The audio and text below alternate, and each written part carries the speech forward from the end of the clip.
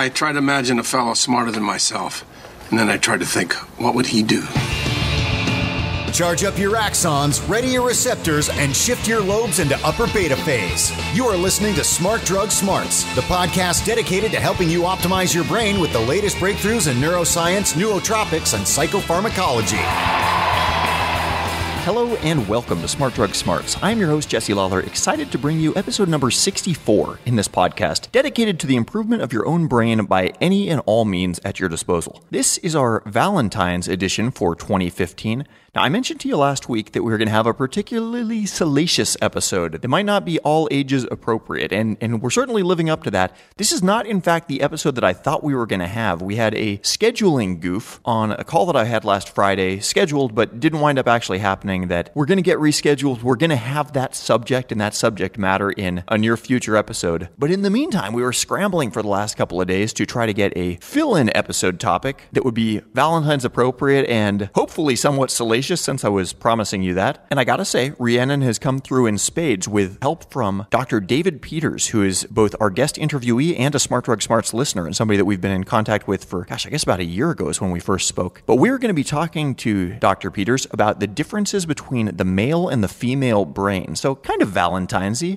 And Dr. Peters has particular expertise in these differences because he's got a really interesting job. Among the other things he does, he has particular expertise in both pre-operative and post-operative treatment for people that are getting transgender surgery. That's men who are turning themselves into women, women who are turning themselves into men. He doesn't actually do the snipping and cutting himself, but he's involved in the treatment process, getting people kind of prepped for that surgery, and then the continuing hormonal treatment that takes place afterwards to kind of complete that transition. So pretty wild stuff, and we're going to be talking all about what goes into that. This is not an all ages appropriate episode of Smart Drug Smarts. If you're somebody who doesn't really want to hear about penises being snipped off and things like that, you might just want to skip ahead to the next episode. But on the other hand, if you want to have some interesting banter to throw around at your next cocktail party or something like that, this episode is sure not to disappoint. And I think this one is really going to be of interest to everybody, regardless of what your particular sex or gender is. We'll even learn the difference between what that actually means, sex versus gender, which I know is something that not everybody knows. But all that's in the main interview. If you hang around until the end of this episode, keeping it salacious and somewhat Valentine's-y,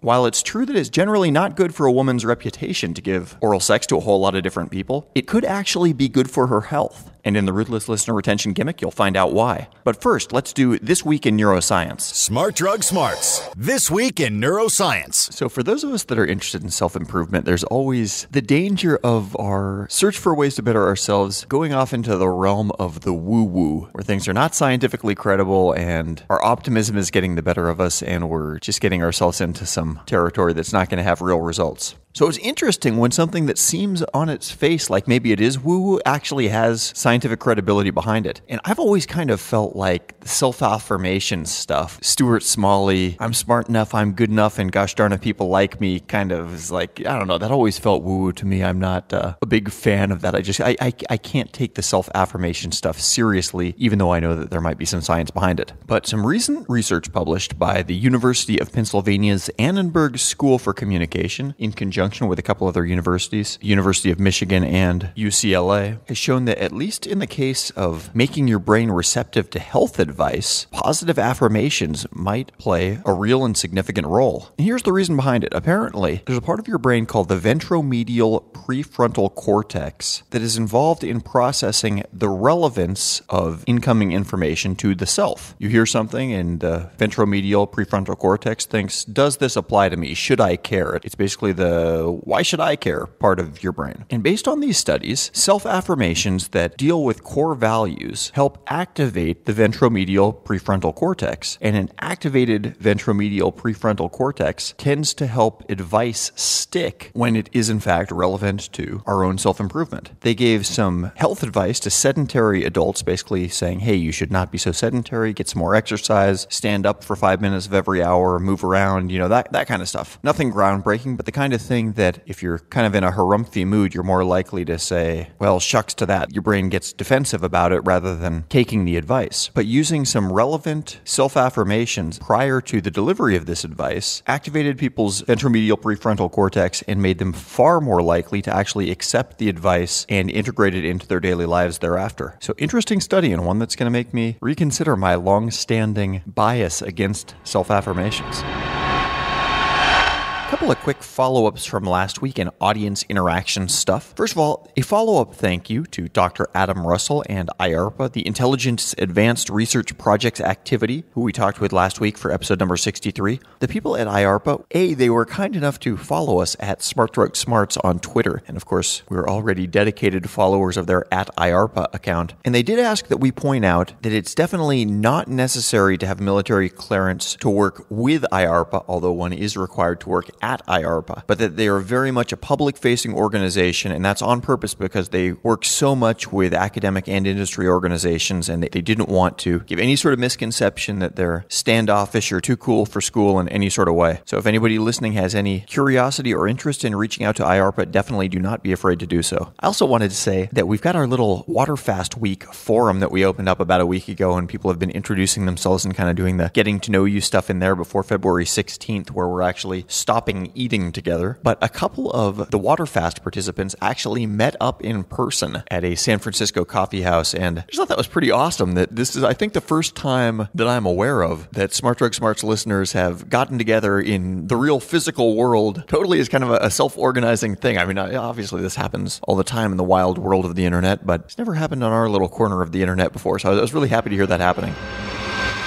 Smart Drug Smarts. Okay, so as mentioned, Dr. David Peters is somebody that I think first reached out to us on email maybe about a year ago, and I'm thrilled to have listening to the podcast. It really does my heart good to hear that there's a lot of professionals in fields related to neurology and nootropics and pharmacology that are actual listeners, and that we're really starting to kind of get like a two-way informational street as we make the podcast now, with a lot of really interesting feedback coming from the listeners who themselves are extremely well-informed professionals or academics in a lot of cases. So when I pitched this concept of this episode to David, it was pretty open-ended. I mean, let's just like talk about the kind of stuff that you do at your work, because I sort of figure that the biological differences between men and women are something that is probably of interest to just about everybody. It's obviously a pretty loaded subject politically, talking about physiological differences between men's and women's brains. There's all sorts of landmines that are all over this territory, and honestly, we're just going to brazenly walk through the landmines in the conversation that we're about to have. There's about 20, 30 different ways that you could be offended by listening to parts of this episode, so apologies in advance for any topic, subject matter, opinions that make people feel queasy or uncomfortable, but I don't think we could have a much more interesting topic of discussion or a better expert to talk about these things than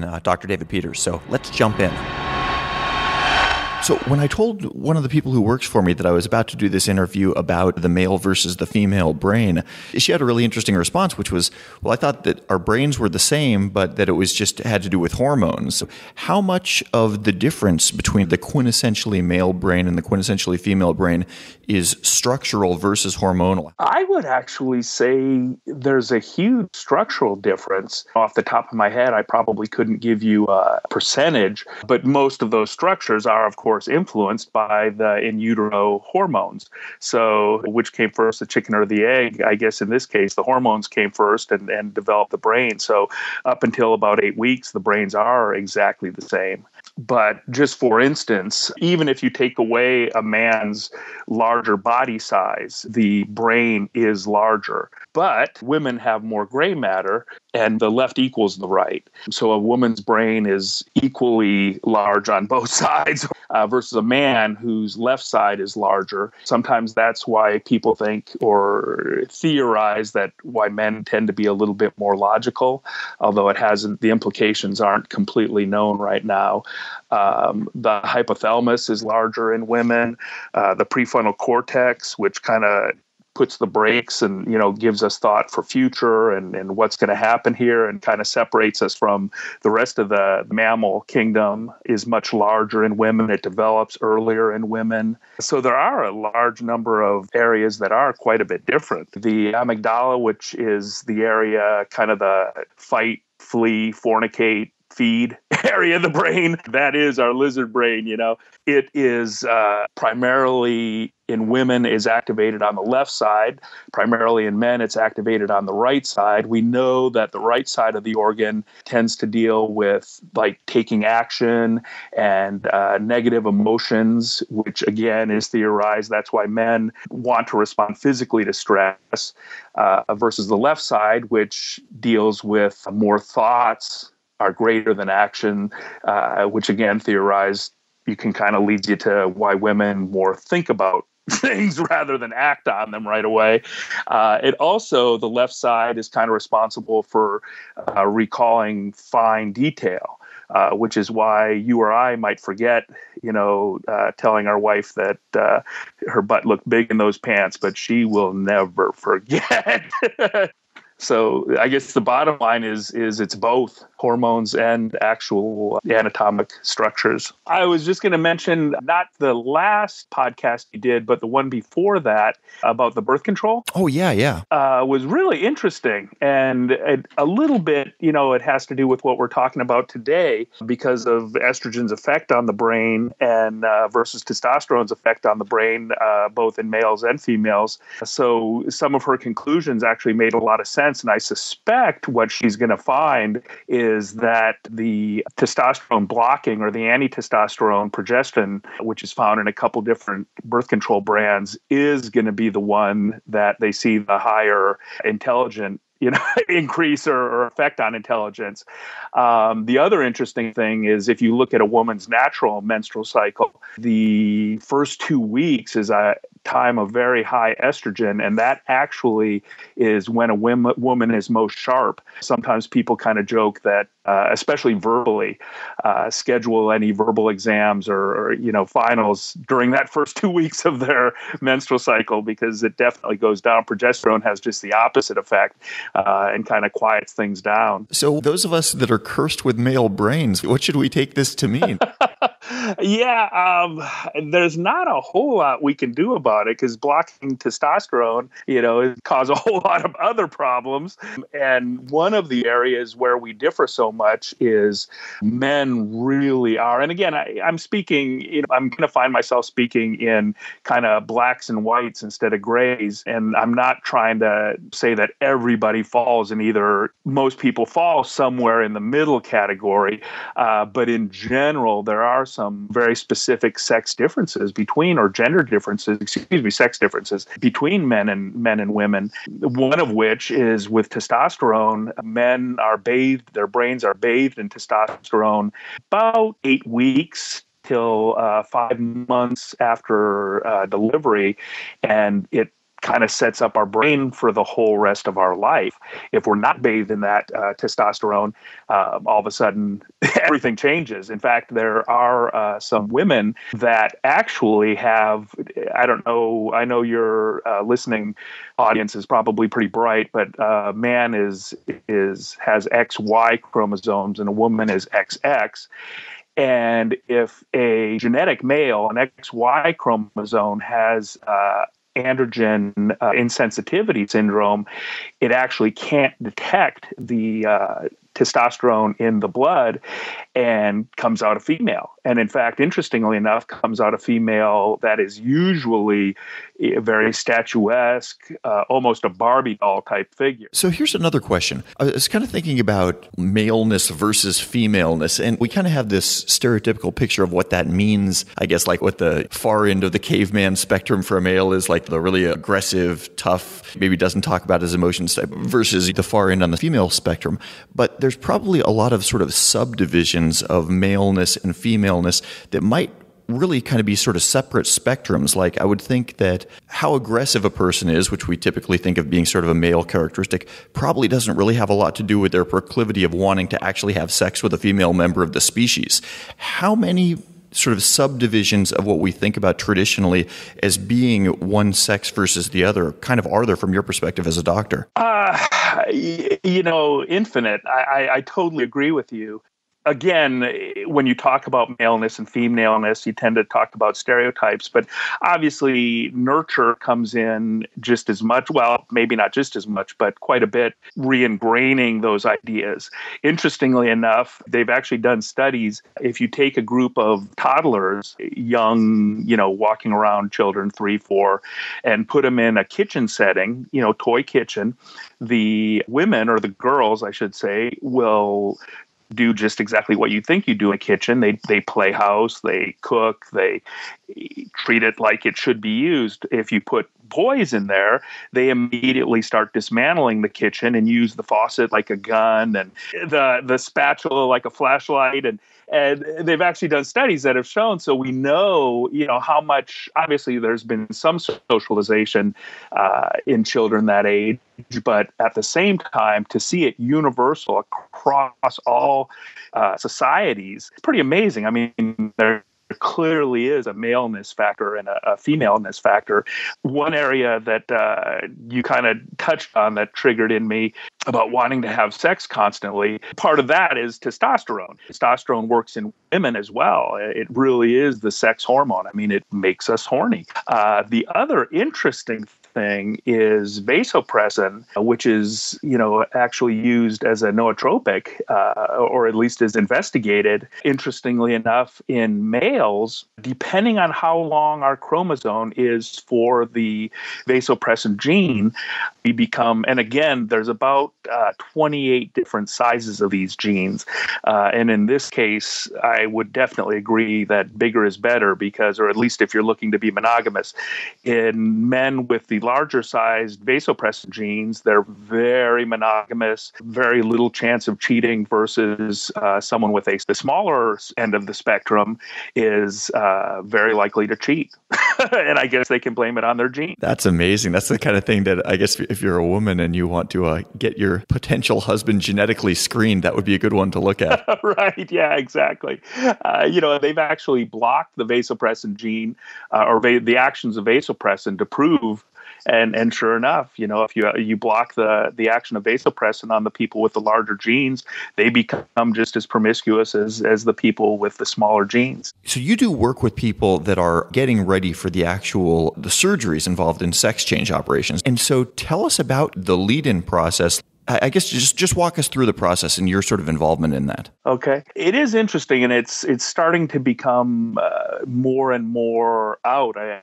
I don't know if you've noticed that, the tabloids, but Bruce Jenner appears to be, I haven't actually heard from his mouth confirmation, but he appears to be transitioning to a female, which is awesome. It's the term used is transgender. And again, as more and more people talk about it, there's just so many areas. Sex is kind of the parts we're born with. So you and I, our sex is male. Gender is a psychological term, and gender can be anything. Most people are used to the binary system of male, female, but it actually runs a whole gamut. And some people call gender queer, which is kind of a newer term, don't accept any kind of binary idea on gender and refuse to, they'll call themselves a it before they'll call themselves a he or a she. But in finding one's gender, usually occurs about 4 years of age. And we're not really sure why that happens, but almost universally maybe that's just, if you ask somebody when's their first memory, it's usually probably around 4 or 5 years of age, unless something really dramatic happened.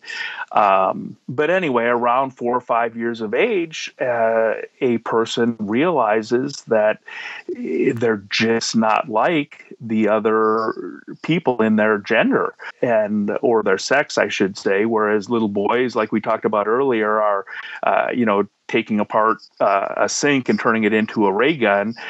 They want to play house. They're drawn to dressing as the opposite gender. They're drawn to behaving in the stereotypical way one would think that the opposite gender would behave. Up until recently, these people would go maybe their entire life and never have any help. They were just miserable. And fortunately, it was in the 1960s that transgenderism was actually really kind of coined and realized it was actually a true diagnosis. And then with the advent of hormones, pharmacology or pharmacologically speaking, we're able to actually change these people. So I'll see anyone from a adolescent to, a person in their 50s or 60s, and they're coming in presenting with that I'm not a boy or I'm not a girl. The problem is if we can catch somebody prior to puberty, we can block their puberty and give them the correct hormones, and they will develop as that gender that they feel they belong to. There's actually a great TED Talk. The speaker escapes me. I apologize, but he has some great visuals of identical twins, born male. One was transgender, one was not. They blocked the transgender puberty and gave her female hormones. And the picture at 10 or 11, they just look like two young boys. At 18, one is a beautiful young girl and the other is a handsome young boy. Again, testosterone and estrogen, but testosterone has so many effects on our bone structure. Our foreheads get larger, our shoulders spread. In women, the estrogen spreads their hip. Now, if you saw a man with big hips, you wouldn't think anything of it. But testosterone, it enlarges our Adam's apple, which is everyone always talks about. Oh, look at the Adam's apple, and one of the procedures is actually shaving that down in trans females. So basically, whatever age a person comes out, if you will, they usually are first seen by a mental health professional, either a social worker, counselor, psychiatrist. They're diagnosed with gender dysphoria. And that's not to say that it's a pathologic condition, but that's just the term that's used in the medical community. At that time is when I'm brought in. They usually send them to me or refer to me for hormonal therapy.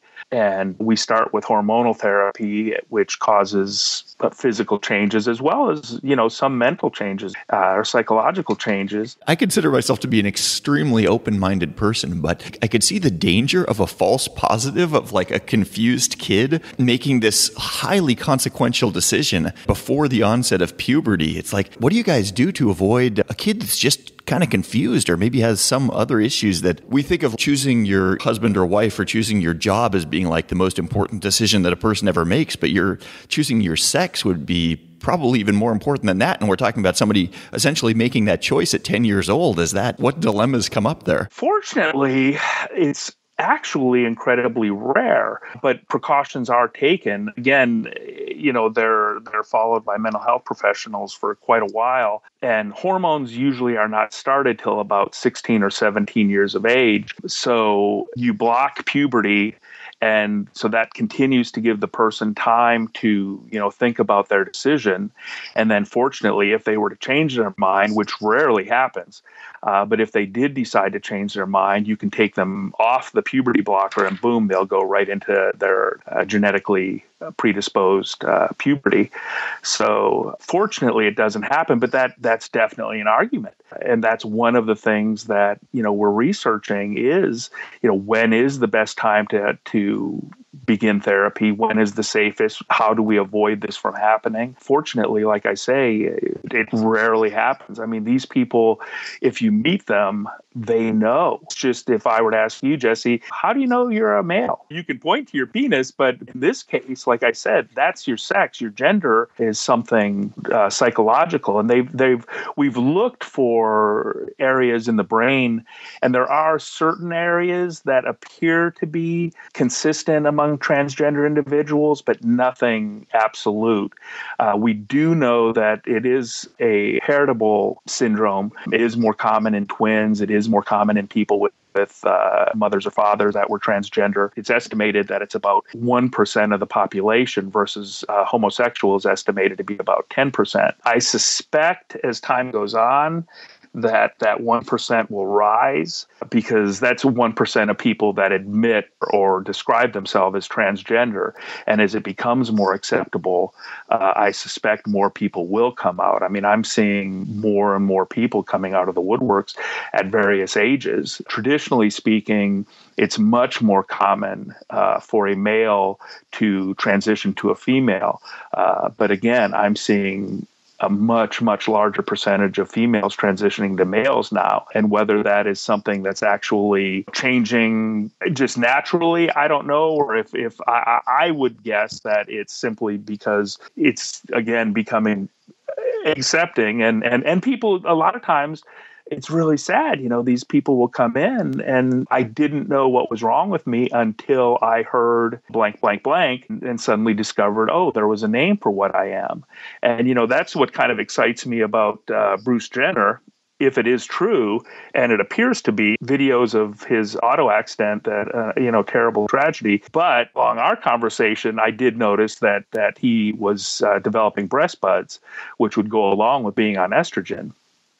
So I find it hard to believe that a former Olympic gold medal athlete is so out of shape that he's getting breast tissue. So I suspect it's true. And again, that's just one more someone that's out in the public eye that again it becomes more and more acceptable to talk about. There was a Navy SEAL recently, a retired Navy SEAL, who came out. Lady Valor it's an excellent CNN documentary on her transition, and you don't get much more male than a Navy SEAL. She wasn't in denial. She knew, but she was trying to live the life that she felt society and her parents wanted her to do. And you do see that quite frequently, that they choose the opposite, just trying to fight those urges, that natural tendency, but eventually it just becomes too much. They just can't continue living a lie, if you will. It's amazing now that our technology allows us to get people out of that biological prison that I guess up until now, if that was the roll of the genetic dice, maybe the hormonal dice that were applied in utero, but either way, you were physiologically screwed. Yeah. Exactly. And that term is perfect, the genetic prison, because that is how they feel. The surgery is getting better and better. It's much easier to take a male to a female because you're basically removing parts. The surgery for a female to male is, still rudimentary at best because we're trying to create a artificial penis, and it's just not the easiest thing to do. Especially the penis is basically a pump.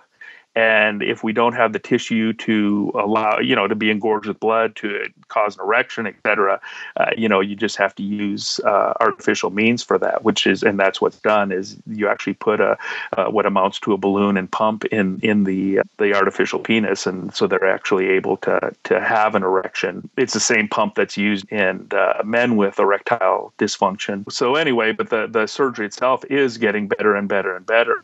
And the rumors you hear, it really is in this, countries that it's much more acceptable. Brazil and Thailand come immediately to mind. The surgery actually has become, an art. Canada is another place. Most of us who, take part in this kind of therapy at one time or another, get some training in Canada because they're just so advanced. It's a much more accepting society. I'm just trying to imagine how a fake penis would work. I used to be a woman. I've transitioned into a man. I've got a fake penis now between my legs. Do I have feeling in it that is in any way analogous to what a real penis would have? Or is it just kind of there for the benefit of the partner? Well, a little of both. I would think of it more as a larger clitoris. Because the clitoral nerves are saved and used in the penis. So it's and in fact, one of the methods of transitioning from a female to male is simply to take testosterone, allow the clitoris to enlarge to about 3 to 4 centimeters in some cases, and when it a woman or a trans male becomes excited, that clitoris will engorge with blood like a very small erection. And then you can create, testicles, do a hysterectomy to remove the ovaries and fallopian tubes and uterus, cervix, close off the vagina and use that tissue to create scrotum. And then there you have it.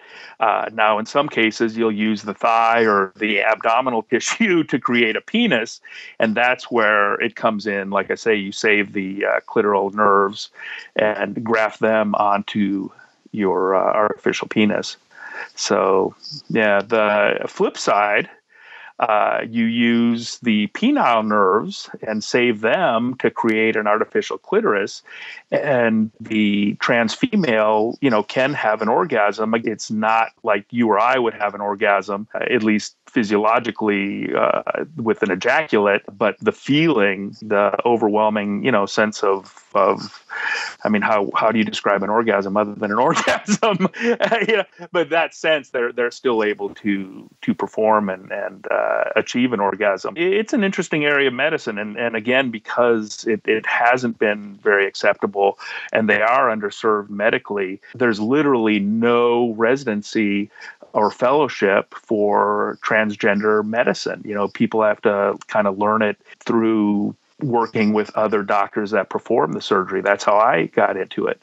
I was assisting in the surgery as a resident and found it just absolutely amazing. So at this point, like I said, it's getting better and better. There's some area, University of California, San Francisco, appears to be, they haven't got it all together yet, but appears to be the first fellowship that will form for transgender surgery. So that's awesome if it happens. So to tie this back to the brain for a little bit, obviously anybody that would want to be going through one of these surgeries is already having sort of a brain that's off the norm from what their sex would have. Are the post-surgical hormones that you're still giving people and things like that, is that more for the benefit of their body kind of stabilizing itself as a new sex, or are there continued brain changes that result from that? If I'm 60% of the way to feeling like I'm a female, so I decide to pull the trigger on having the surgery done, does my brain, with the application of hormones afterwards, wind up getting further than that 60% towards femaledom? That would actually be great research, especially with the functional MRI now. To my knowledge, no actual research has ever been done on that. And unfortunately, all we have to go on is anecdotal reports from the patients. They would report that, yes, it does do something, but that could easily be put off to placebo effect. Not to say that placebo effect's necessarily a bad thing, but actual structural changes have never been reported. So to answer your question directly, historically speaking, the hormones have been only to address the physical changes. In females, the estrogen, they'll have enlarged breasts, their weight distribution will change, their hips will round. But like I say, they do report more of a feeling of womanness, if you will. They do see a decrease in, some of them anyway, a decrease in sexual activity or sexual desire, versus the female to male given testosterone. They all, universally report a huge increase in sexual desire. So some of it you would, and especially in testosterone. Testosterone is just such a strong, psychoactive substance. Having said that, I would argue against people hear about, the roid rage and things like that. And that term was coined by a lawyer to defend somebody. And so while testosterone is definitely a strong hormone, it's not going to change somebody to something. I could give a trans female as much testosterone, as you could think, and it is not going to make her want to be a male. That's just not how it works. But we do know, especially in the area of sex and love, testosterone is just a very strong hormone. Smart Drug Smarts. So thank you so very much for Dr. Peters having that conversation. I almost feel like that particular job almost dovetails. It makes me want to have like an episode about futurism and what other sorts of elective surgeries are going to be possible in the comparatively near future. It seems to me that changing from a man to a woman is not really that far off from changing from a human into a species of ape, or saying, hey, doctor, I wish I had a second second set of arms and looked like one of these Indian gods. And at the risk of sounding really weird, I kind of feel like transgender surgery is almost like a pilot project for some even more radical and bizarre surgeries that people might electively undergo in the coming decades as this stuff gets more figured out.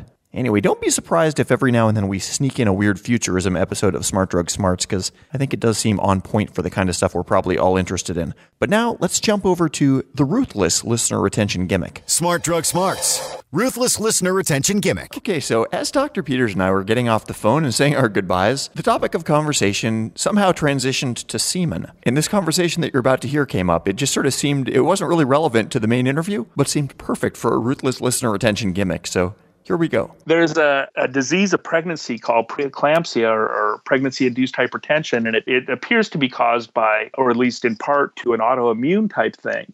And interestingly enough, women who have engaged with a large number of partners in oral sex, but they have to swallow, are less likely to have preeclampsia. The theory is that if you're exposed to a large number of antigens, sperm, a large number of different types of sperm, you're less likely to have this reaction. Whereas if you're only exposed to one person's sperm, you don't build up an immunity to that, and you're more likely for it to occur.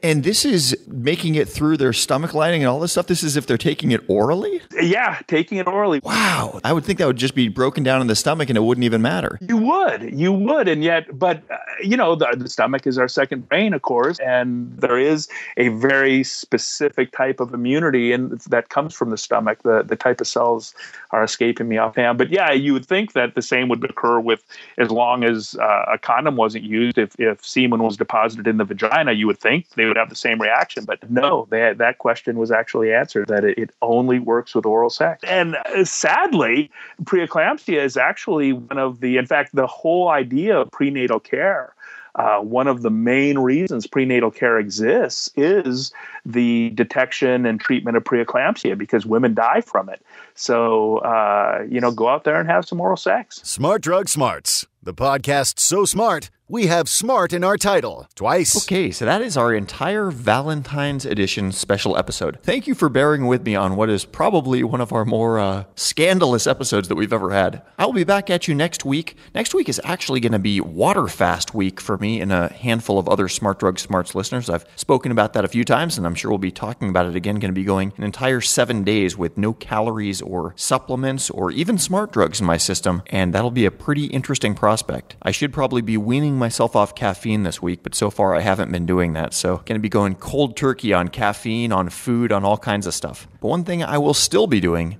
is recording a Smart Drug Smarts episode. So I'll be back at you next week, same time, same podcast, and the same unflagging commitment to helping you fine-tune the performance of your own brain. Have a great week in the meantime, and stay smart. You've been listening to the Smart Drug Smarts podcast. Visit us online at www.smartdrugsmarts.com and subscribe to our mailing list to keep your neurons buzzing with the latest in brain optimization. Smart Drug Smarts should be listened to for entertainment purposes only. Although some guests on the show are medical doctors, most are not, and the host is just some random guy. Nothing you hear on this podcast or read at smartdrugsmarts.com should be considered medical advice. Consult your doctor and use some damn common sense before doing anything you think might have a lasting impact on your brain.